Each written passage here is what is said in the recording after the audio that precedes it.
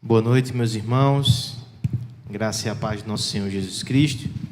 As crianças até 7 anos, o nosso departamento infantil dispõe do recurso da salinha. Se você deseja que seu filho participe, que ele saia discretamente, a professora já está se encaminhando ali, e a assistente.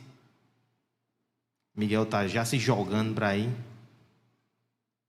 E aos demais, vamos abrir a palavra do Senhor em Gálatas, capítulo 3.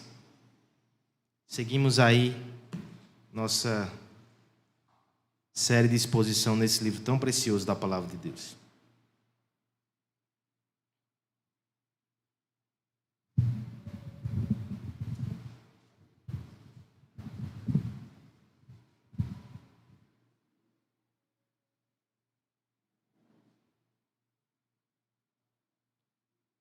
Imagine a seguinte situação, hipotética ou talvez não.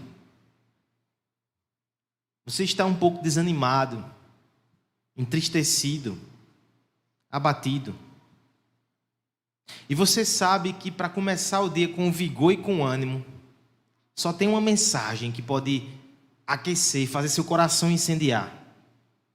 Você quer ouvir sobre Cristo e sobre o seu Evangelho. Acontece que na sua devocional diária, ali você tem seguido um plano de leituras e você está em Gênesis ainda. Aí você pensa assim, Gênesis, queria Evangelho, queria Cristo. Vou ter que interromper aqui minha leitura e vou para outro texto do Novo Testamento. Qual o problema disso? Por um lado, nós entendemos que existem sim textos que são mais claros, mais explícitos, e certamente eles acendem mais fácil a combustão do nosso coração nos dias difíceis. Mas engana-se quem pensa que Gênesis não tem Evangelho. Paulo nos mostrará nessa noite que tem sim. Gênesis tem Evangelho. Abraão tem Evangelho para nós também. Não pule a sua devocional. Aprenda a enxergar Cristo ali, em todos os textos da Escritura. O apóstolo vai nos ajudar com isso. Gálatas, capítulo 3, do verso 6 até o verso 14, diz assim a palavra de Deus. Acompanhe a leitura. É o caso de Abraão, que creu em Deus, e isso lhe foi imputado para a justiça. Sabei, pois, que os da fé é que são filhos de Abraão. Ora, tendo a Escritura previsto que justificaria pela fé os gentios, pré-anunciou o Evangelho a Abraão: em ti serão abençoados todos os povos. De modo que os da fé são abençoados com crente Abraão.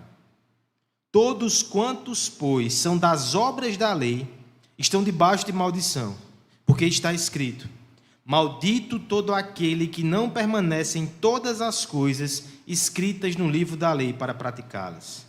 E é evidente que pela lei ninguém é justificado diante de Deus, porque o justo viverá pela fé. Ora, a lei não procede de fé, mas aquele que observar os seus preceitos, por eles viverá.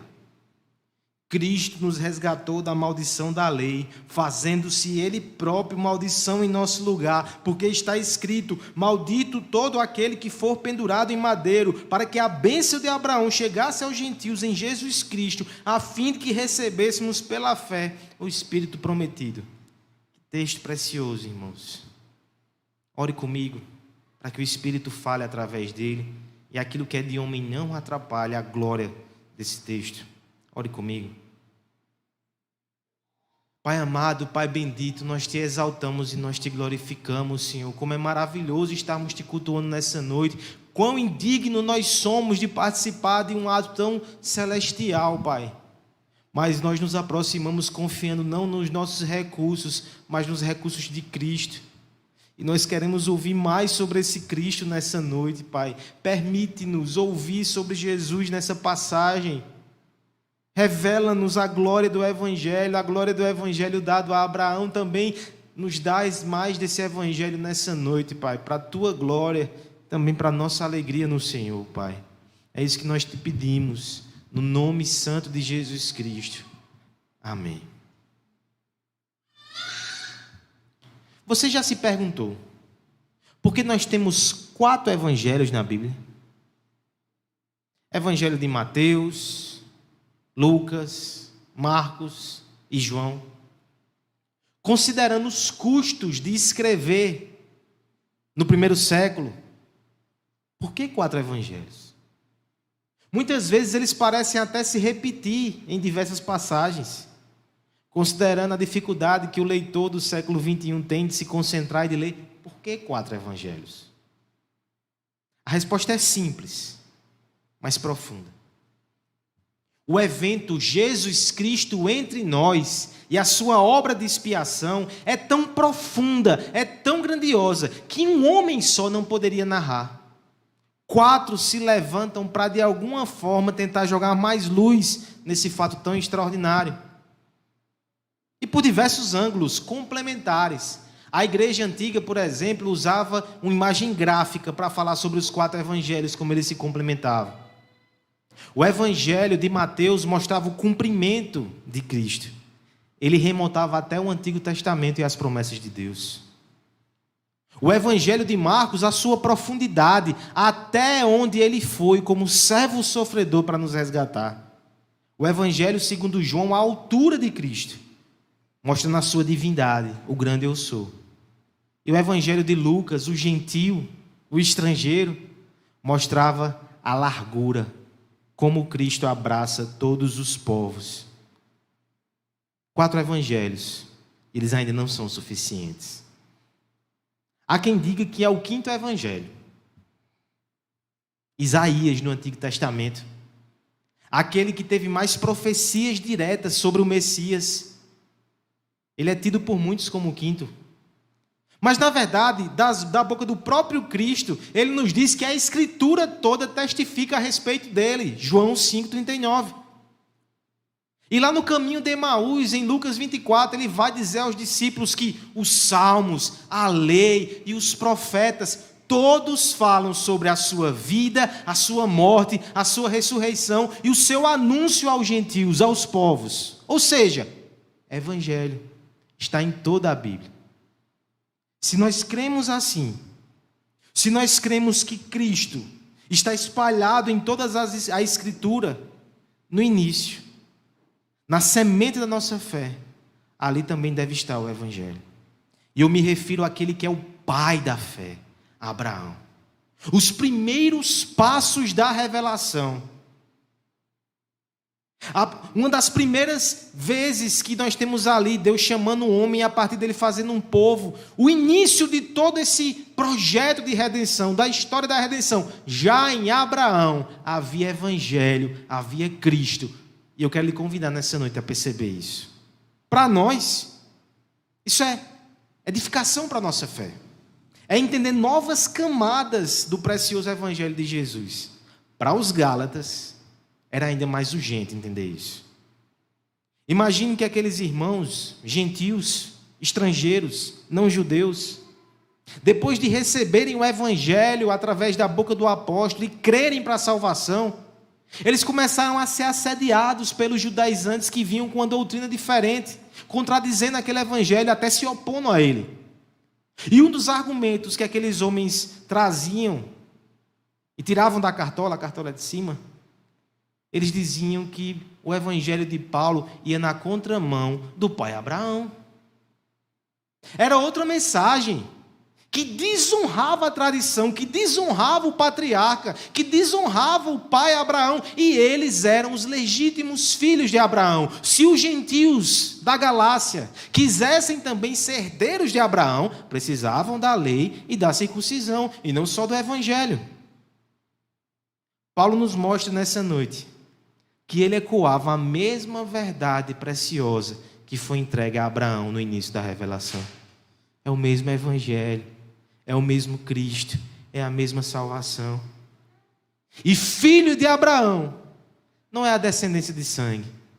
Filho de Abraão é quem crê nesse evangelho e quem tem esse Cristo como sua salvação. Veremos nessa noite, irmãos, o evangelho segundo Abraão. E veremos nesse texto precioso que os verdadeiros filhos de Abraão são aqueles que creem para a salvação, versos 6 a 9. São aqueles que enxergam na lei a condenação, versos 10 a 12. E por fim, os verdadeiros filhos de Abraão, eles encontram em Cristo a redenção, versos 13 a 14. Você é filho de Abraão? Esse evangelho é o seu evangelho também. Então acompanhe na exposição essas características dos filhos de Abraão. Primeira coisa, os verdadeiros filhos de Abraão, eles creem para a salvação. Peço que a igreja me ajude fazendo a leitura dos versos 6 até o verso 9, em voz alta, em uníssono, com voz firme. É o caso de Abraão.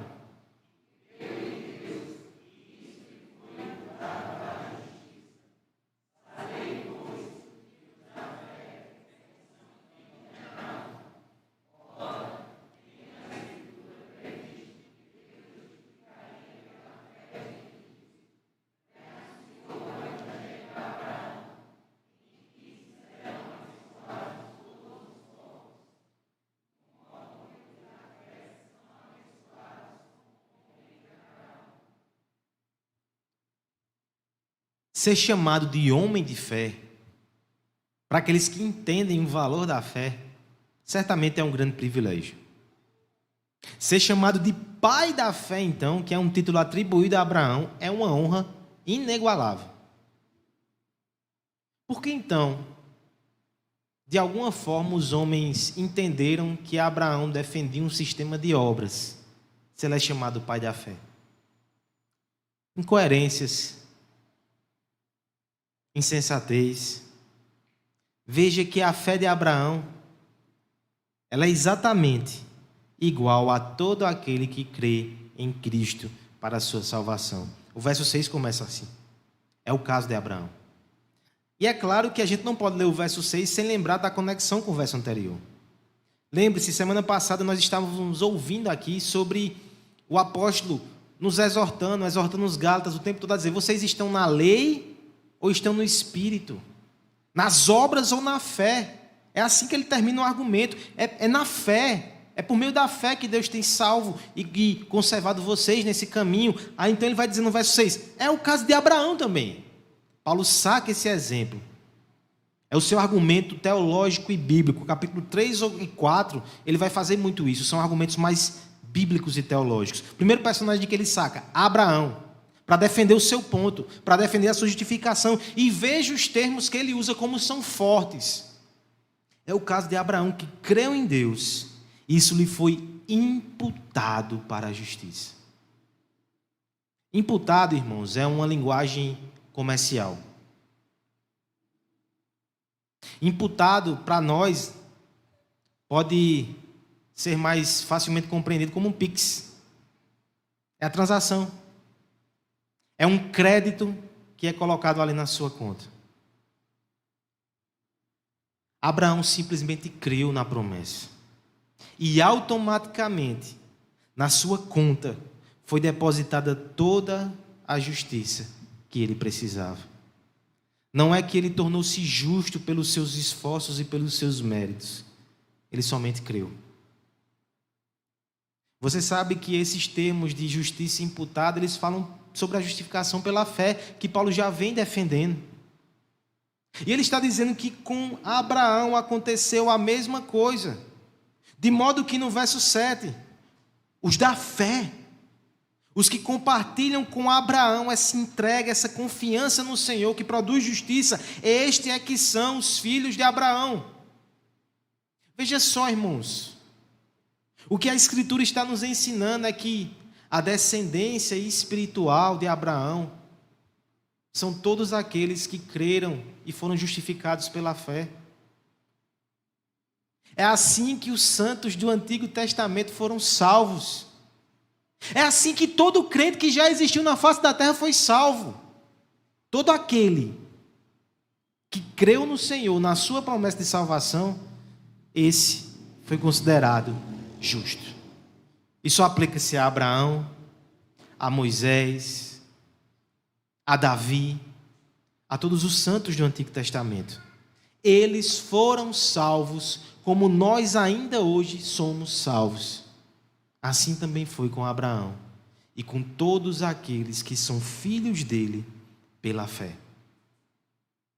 Ainda falando sobre Abraão, Paulo vai além e mostra que Abraão não creu somente pela fé, sem que aquilo tivesse uma conexão com o Evangelho, com a obra de Cristo. Ele vai dizer que Abraão recebeu o Evangelho. É isso que diz o verso 8. Ora, tendo a Escritura previsto que justificaria pela fé os gentios, prenunciou o Evangelho a Abraão: em ti serão benditas todos os povos da terra. Eu tenho muita tranquilidade em falar sobre esse texto aqui, Gênesis 12, porque o nosso irmão Fábio deu uma aula semana passada a esse respeito aqui na Escola Bíblica Dominical. E entre aquelas promessas ali que foram dadas ao patriarca, Paulo está dizendo que aquilo era o Evangelho. O que é o Evangelho, senão a mensagem que Deus é gracioso e que Ele tem um plano para salvar pecadores e trazê-los para si pela graça? A partir do momento que Deus chama Abraão e que diz que a partir de Abraão Ele vai abençoar todas as famílias da terra, Paulo está dizendo que aquilo era Evangelho. Aquilo era boa nova, aquilo era promessa de redenção, aquilo era graça, aquilo era salvação por meio da fé, aquilo era salvação que vinha de Deus e não dos homens. Não são os homens que serão uma bênção para si mesmo, através do seu comportamento moral, é Deus que vai abençoá-los por graça. Esse é o Evangelho de Abraão, esse é o Evangelho de Paulo, esse é o Evangelho de Cristo, esse é o Evangelho dos filhos de Abraão. E eu lhe pergunto, esse é o seu Evangelho? Você crê nisso? Porque se você crê, eu tenho uma palavra para você, verso 9. De modo que os da fé são abençoados com o crente Abraão. Todas as promessas que foram feitas por Deus, todas as promessas que foram dadas a Abraão, elas são suas, se você crê em Cristo Jesus. Ele é o Pai da fé. Você está nessa fé? Você crê como Ele crê? E por favor, deixa eu logo fazer uma observação aqui muito importante. Nós temos o coração tão distorcido por causa do pecado, que até quando a gente fala da fé, nós podemos falar de uma forma meritória. Eu tenho fé, pastor. Tem gente aí que é muito incrédulo, só o senhor vendo na minha família, mas a fé que eu tenho. Tem um povo aqui na igreja que tem uma fé, mas a minha fé, de repente parece que a fé é uma obra, né? Que a gente se orgulha disso. Mas sabe que contexto o pai da fé, ele creu e foi justificado? Sabe qual é o texto que Paulo faz referência direta aqui no verso 6? Gênesis capítulo 15, verso 6. Você pode conferir em casa depois. Abraão recebeu a promessa que teria uma descendência, que teria um filho com a sua esposa Sara. Só que o tempo passou, tem hora que Abraão chega para Deus e diz: Deus, cadê a promessa? O descendente da minha casa é Eliezer, o Damasceno, ele é que vai herdar tudo. Eu não tenho descendente, cadê a promessa? É nesse contexto que Deus reafirma a sua promessa. Abraão crê, e o verso 6 diz: e ele creu e aquilo foi lhe imputado como justiça. Depois o Senhor faz Abraão cair no sono. E ele prepara todo um ritual de aliança ali com animais partidos ao meio. Era um símbolo da aliança do Antigo Testamento. Os dois homens deveriam passar no meio dos animais, comprometendo-se com aquela aliança, porque se um deles violasse o pacto, ele seria partido ao meio como aqueles animais. Era uma cláusula de morte. Mas só que Deus faz Abraão cair no sono, e somente o Senhor, como chama de fogo, passa no meio dos animais. É Ele que vai consumar a promessa. Até porque Abraão, até na sua fé, ele tem a fé tímida. Ele duvidava em muitos momentos. Lembra daquele fato que ele tentou ajudar a graça de Deus e o poder de Deus quando ele deita-se com a serva da sua esposa e tem Ismael? O pai da fé não era um homem que tinha essa fé exuberante e infalível. Não existe esse homem. Todos nós temos uma fé que às vezes oscila, que às vezes é pequena e que é tímida, e que lida com dúvidas e incertezas. A grande questão é se a semelhança de Abraão, a gente coloca essa fé no lugar certo. Não é a força da sua fé, é a força de quem está ali onde você coloca a sua fé. Não é o poder da sua fé, não é a constância da sua fé, é o poder de Cristo, é a constância de Cristo. Você crê nesse Cristo. Deposite a sua esperança nele, a sua confiança nele, mesmo que a fé seja pequena. Quando a fé é pequena, a gente pede, como os discípulos fizeram, né? Senhor, me dá mais fé. Mas eu não confio na fé, eu confio no objeto da fé, que é Cristo. Se isso é verdade para Abraão, que é o pai da fé, quanto mais para nós que somos meros filhos. Deixa eu dar uma palavra de advertência a você nessa noite. Cuidado, não desvie o seu olho de Cristo e da fé. Os judaizantes fizeram isso com Abraão. Mas todos nós somos suscetíveis a fazer isso. Instintivamente, até sem perceber. De repente nós nos pegamos olhando para os nossos feitos. Feitos pequenos. Tratamos eles com desproporção, nos encantamos com aquilo. Mas as nossas obras, mesmo nos melhores dias, elas são maculadas, insuficientes e ofensivas a Deus, se elas forem apresentadas para obter algum mérito de salvação. O caminho da fé é outro, irmãos. É não olhar para nossas obras, é olhar somente para o Deus que prometeu e para a promessa de Deus em Jesus Cristo. É encantar-se com Cristo, é encantar-se com a provisão, é gastar os olhos somente na direção de Deus, na direção da sua promessa. É esquecer de nós mesmos, é viver pela fé, é andar pela fé, é se mover na fé, é confiar somente. Lutero vai dizer assim: a fé é a adoração mais elevada, é o dever principal, é o sacrifício primordial. Sem fé, Deus perde a sua glória, sabedoria, verdade e misericórdia entre nós. Por isso, o nosso primeiro dever é acreditar em Deus e honrá-lo com a sua fé. Que os filhos de Abraão que estão aqui nessa noite possam crer em Cristo, possam confiar em Deus e possam gastar todo o seu tempo olhando somente para Deus e para a sua provisão perfeita. É isso que é ser filho de Abraão. É olhar para Deus e crer nele. Ser filho de Abraão também é enxergar na lei condenação. Peço a ajuda da igreja mais uma vez, versos de 10 a 12. Todos quanto, pois,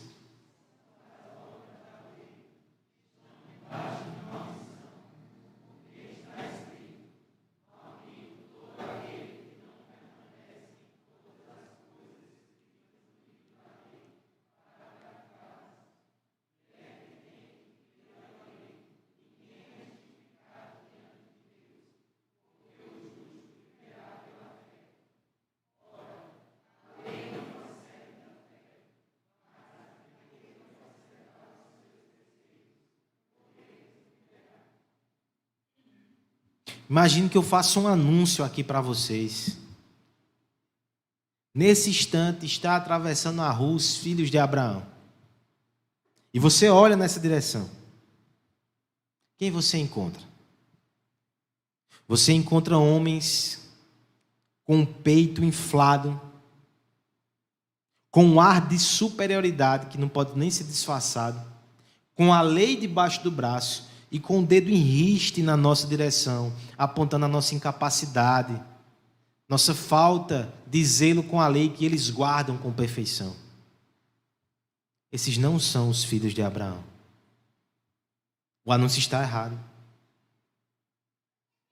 O filho de Abraão de verdade, quando ele olha para a lei, ele não encontra ali motivo de exaltação própria, mas de humilhação.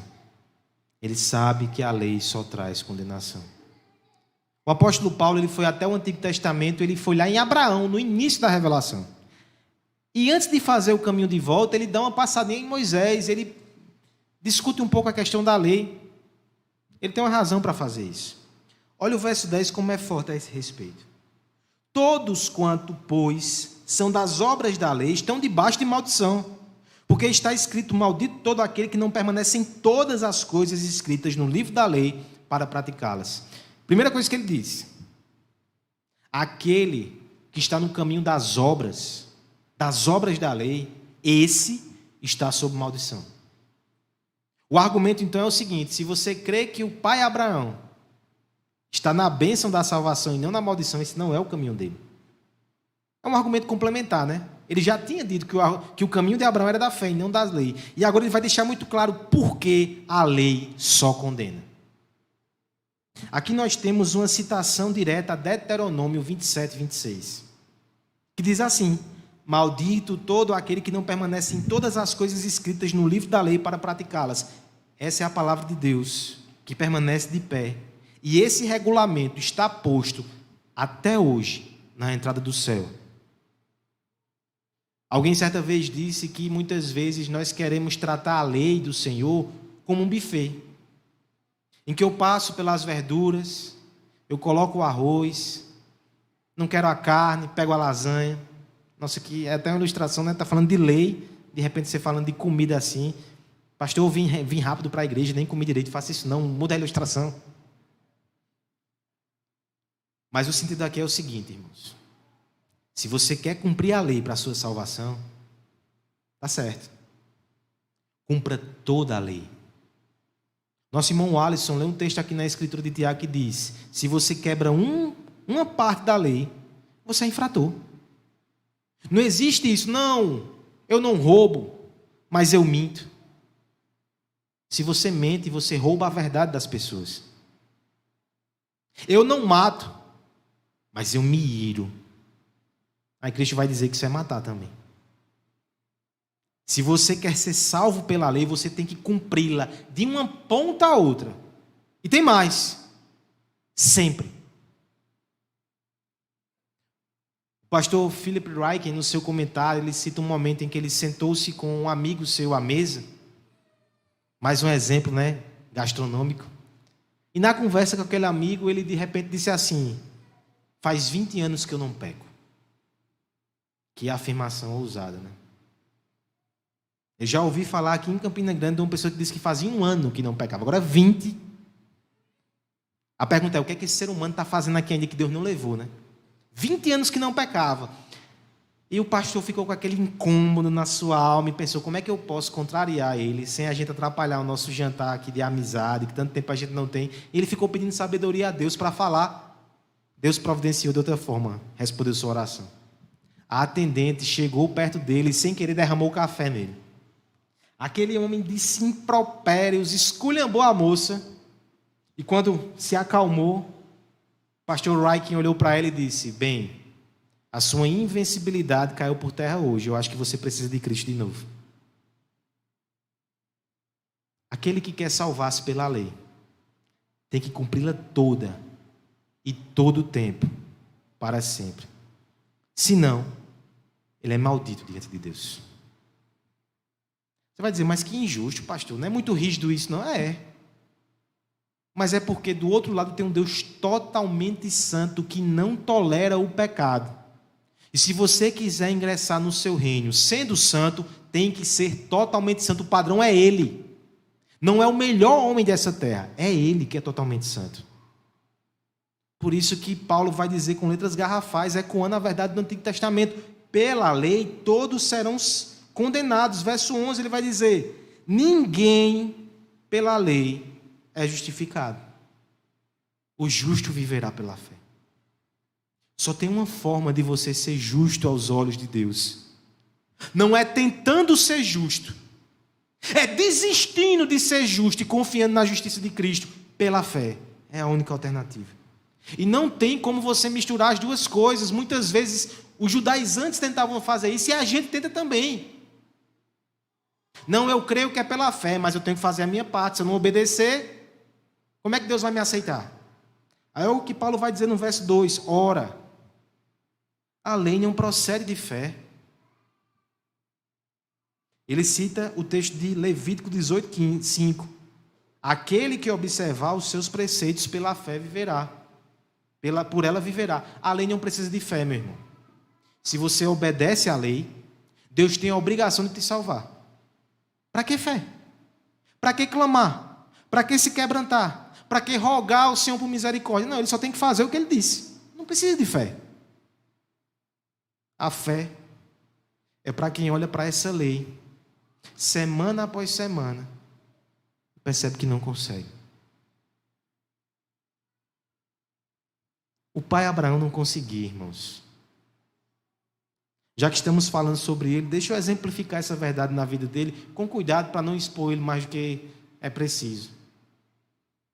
Mas Abraão, quando teve medo no Egito, ele mentiu sobre a sua esposa. Ele quebrou o 9º mandamento: não dirás falso testemunho.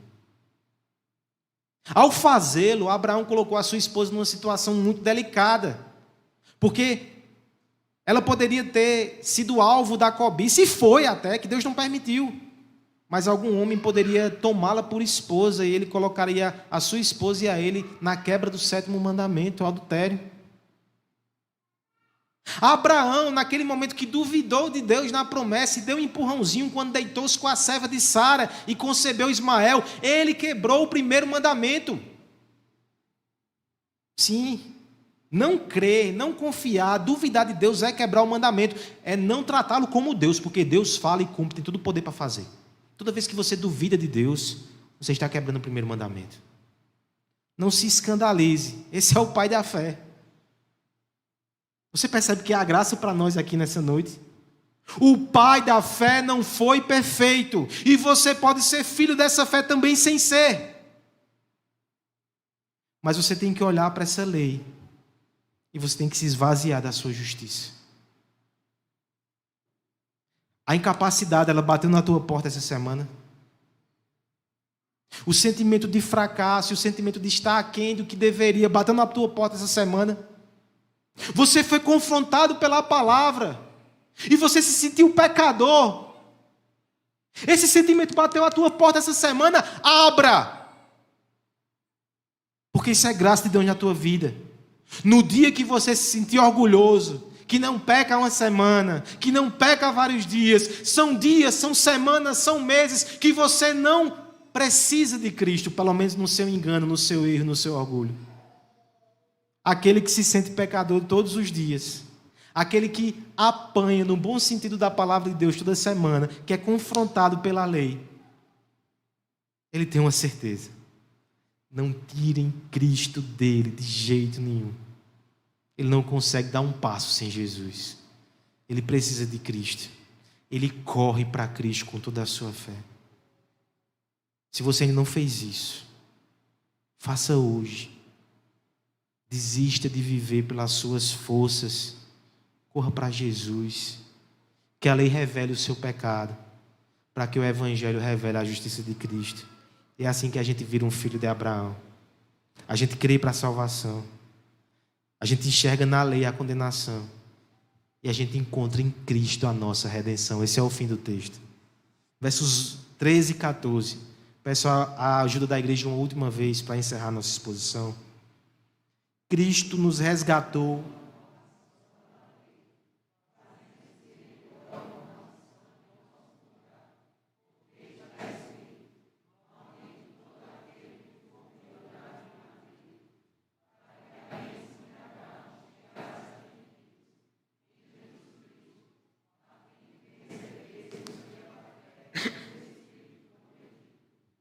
O filho de Abraão, ele crê na promessa de Deus e ele desconfia de si mesmo por causa da lei.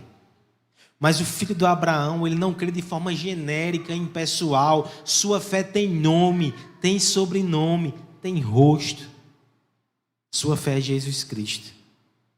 Mesmo os santos do Antigo Testamento criam em Cristo, ainda que não soubessem o seu nome. É com Cristo que Paulo fecha o seu argumento sobre Abraão. Na estrutura do discurso de Paulo aqui, a gente tem 2 temas principais. Primeiro, bênção. Deus prometeu bênção aos gentios, isso é evangelho. Segundo, maldição. Deus também tem maldição para aqueles que não cumprem a lei. Agora ele vai mostrar que esses 2 temas, eles alcançam sua plenitude em Jesus Cristo. Primeiro, maldição. Cristo nos resgatou da maldição da lei. Nós falamos aqui sobre estar debaixo da lei, e talvez eu tenha passado a impressão que isso era uma opção. Em certo sentido é, em certo sentido não. Por que não é opção? Todos nós em Adão nascemos debaixo de um pacto das obras. Todos os homens, até aqueles que não pisam na igreja, eles estão debaixo de um pacto das obras.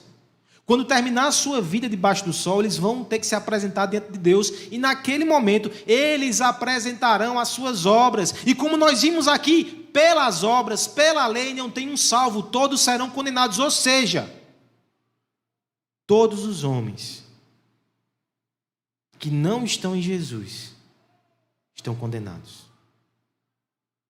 Mas porque eu e você que estamos em Jesus não estamos condenados? Se a gente merecia, se nós não somos melhores do que ninguém, se nós somos tão pecadores ou piores ainda do que muitos, porque Cristo tomou a maldição da lei em nosso lugar, fazendo-se Ele próprio maldição. Paulo vai citar aqui um texto que fala exatamente sobre isso. Deuteronômio 23, 23. Maldito todo aquele que for pendurado no madeiro. A morte de Cristo por crucificação foi muito mais do que mera conveniência ou capricho dos romanos. Era uma profecia de Deus. Cristo tinha que ser pendurado no madeiro, porque o Antigo Testamento dizia que aquele que fosse para o madeiro, ele não era só maldito entre os homens, não. Ele era maldito aos olhos do próprio Deus. Essa verdade é tão forte que os judeus rejeitaram Jesus por causa disso. Eles olhavam para o crucificado e diziam: esse é o Messias de vocês? Um maldito! Os cristãos respondiam: ele se fez maldito. Não porque pecou, não porque mereceu, mas porque eu pequei, eu mereci. Ele levou a minha maldição na cruz. Cristo se fez pecado para que nós fôssemos feitos justiça de Deus. Isso é o Evangelho, irmãos. É isso que Cristo fez por nós. E agora, uma vez que o caminho da maldição, ele já foi resolvido, Cristo já absolveu a maldição, a estrada está aberta para que a bênção chegue. E é assim que termina o nosso texto. Para que a bênção de Abraão chegasse aos gentios. Porque veja o dilema: Deus prometeu salvar os gentios, salvar os paraibanos aqui nessa noite, salvar todos os povos em Cristo. Ele prometeu que abençoaria as nações. Mas como ele vai abençoar se todos estão debaixo da maldição do pecado? Cristo, ele coloca sobre os seus ombros essa maldição, ele afasta de nós, e agora a bênção, ela pode chegar porque o caminho está desobstruído. A bênção nos alcança, aqueles que estão em Cristo. Nós recebemos hoje pela fé o Espírito prometido de Deus. Tudo aquilo que nós merecíamos, Cristo recebeu em si. E tudo aquilo que ele merecia como filho amado de Deus, ele deu a você, ele deu a mim. Se nós somos filhos de Abraão e se nós cremos nele, esse é o Evangelho. E não tem ninguém nesse mundo que vai se salvar a parte dessa obra e dessa verdade. Fora de Cristo só há condenação. Nisso está incluso os homens do passado, os pais da fé, como Abraão. Ele não sabia o nome Jesus, como eu e você sabe. Mas ele tinha a plena convicção que Deus proporcionaria um cordeiro. Gênesis capítulo 22. O Senhor Jesus pede para que Abraão suba o monte Moriá, leve o seu filho Isaque e o imole como sacrifício. De forma inexplicável, ali a gente vê o pai da fé em ação. Ele sobe com o seu filho, calado. Isaque até questiona, mas aquele homem levava um peso. Ele sobe até aquele lugar, ele prepara o altar. E quando ele está prestes a imolar o seu filho, uma voz de anjo diz: pare, Abraão, não faça isso. Eu vou providenciar o cordeiro. E lá estava o animal pendurado pelos chifres no arbusto. Mas não é aquele animal que salvou Isaque, não. Um dia, Deus pegou o seu filho pela mão e subiu o Monte Moriá. E quando o seu filho foi colocado no topo do monte, na cruz do Calvário, não houve voz do céu dizendo: pare. O filho até disse: se for possível, afaste de mim esse cálice. Mas não era possível. O Filho de Deus, ele foi imolado, seu sangue foi derramado, para que nessa noite você tivesse salvação. Para que nessa noite você tivesse o Espírito de Deus no seu coração. Para que nessa noite você pudesse participar desse culto sem condenação. O Filho de Deus se fez maldito para que você fosse acolhido e amado por Deus. Abraão já sabia disso. Ele não sabia o nome de Cristo, mas ele confiava na obra dele. E eu te pergunto, você confia nessa obra? Você que sabe o nome de Jesus. Você que tem 4 evangelhos que mostram como esse homem era incomparável e como ele se deu por nós. Nós temos o evangelho de Abraão, o evangelho de Moisés, o evangelho de Isaías, o evangelho de Mateus, o evangelho de Lucas. Mas esse evangelho é seu. Esse Cristo é sua esperança, sua salvação. É Ele que arranca louvor dos seus lábios nos dias tristes. É Ele que faz com que você pare no meio da correria do dia a dia para agradecer silenciosamente: obrigado, Pai. É Ele que te trouxe até aqui nessa noite para adorar.